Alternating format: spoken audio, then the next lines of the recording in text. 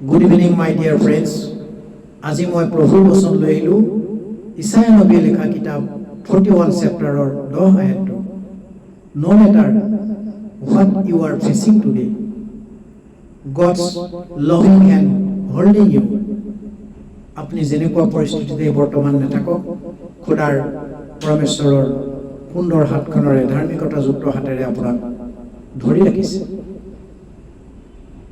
He turns your weakness into power, your fear into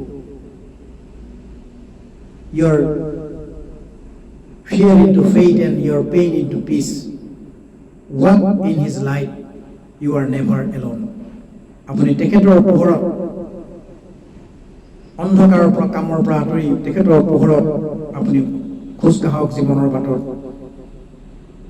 আপুনি কেতিয়াও অকলশৰীয়া নহয় ধন্যবাদ থেংক ইউ